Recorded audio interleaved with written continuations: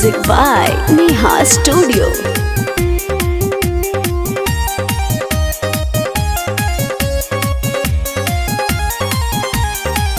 देखो आइल बाबा राती सखी ही जड़ा के नाती। देखो आइल बाबा राती सखी ही जड़ा के नाती। देखो आइल बाबा राती सखी ही जड़ा के नाती। देखो आइल बाबा राती सखी ही जड़ा के नाती। तोरा के मारा चला बल छोड़ा देब रे। ए दो गलावा के बेटा, ए दो गलावा के बेटा, तोरा मारी के मुहावा फुलाई देबौ रे। रे दो गलावा के बेटा, तोरा मारी के मुहावा फुलाई देबौ रे। डीजे लैला कौ बराती सबे नाचै छौ घराती। डीजे लैला कौ बराती सबे नाचै छौ घराती। डीजे लैला कौ बराती सबे नाचै छौ घराती। तोरा चोली पलाई तो जलाई देबौ गे। पागल कहीं के घस गाढ़ावा के बेटी, पागल हर जोतावा के बेटी, चल हाथ। तोरा लहंगा में कैमरा लगाई देबो गे। पागल है कि तू? घस गाढ़ावा के बेटी, तोरा लहंगा में कैमरा लगाई देबो गे। एकदम अनपढ़ है बा।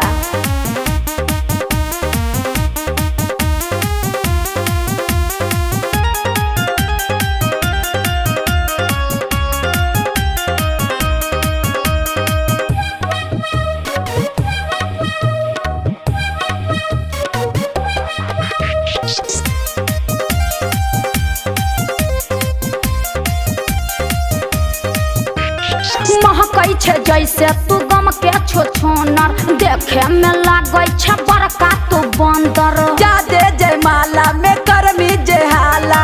खोल दे हम साली तोरा लहंगा के ताला।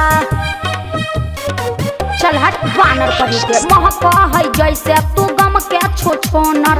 देखे में लागही बड़का तू बंदर। जादे जयमाला में करमी तू हाला। खोल दे बोसाली तोरा लहंगा के ताला। साला लू चल फंगा जानी ले हमरा से पंगा। साला लू चल फंगा जानी ले हमरा से पंगा। साला लू चल फंगा जानी ले हमरा से पंगा। तोरा पॉकेट में पुनिया डाला बाई देब रे।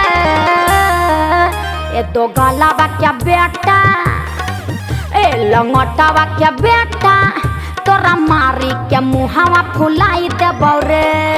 रे दो गलावा के बेटा, तोरा मारी के मुहावा फुलाई देब रे।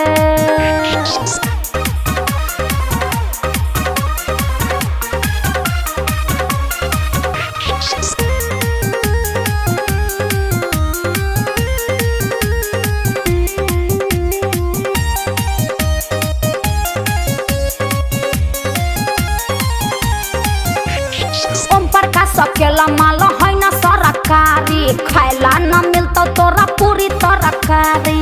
देवे में गाड़ी हम ही 420 गे। जादे तू बोल मिता कर लेबो किस गे। हाँ तो कुछ आयु जमी है। ओम प्रकाश अकेला माल है न सरकारी। खाइला न मिलतो तोरा पूरी तरकारी। देवे में गाड़ी हम ही 420 गे। जादे तू बोल मिता ले लेबो किस गे। फोटो खींच न हमार कैमरा करी के ऊपर। फोटो खींच न हमार कैमरा करी के ऊपर। फोटो खींच न हमार कैमरा करी के ऊपर। तोरा टिकटॉक पर वीडियो बनाई देब रे। रे दो गलावा के बेटा, रे लफंगावा के बेटा, तोरा मारी के मुहावा फुलाई देब रे। रे दो गलावा के बेटा, तोरा मारी के मुहावा फुलाई देब रे। डीजे लैला कौ बराती सबे नाचै छौ घराती। डीजे लैला कौ बराती सबे नाचै छौ घराती। डीजे लैला कौ बराती सबे नाचै छौ घराती। तोरा चोली पलाई तो जलाई देबौ गे। पागल कहीं के घस गाढ़ावा के बेटी, पागल हर जोतावा के बेटी, चल हाथ। तोरा लहंगा में कैमरा लगाई देबो गे। पागल है कि तू? घस गाढ़ावा के बेटी, तोरा लहंगा में कैमरा लगाई देबो गे। एकदम अनपढ़ है बा।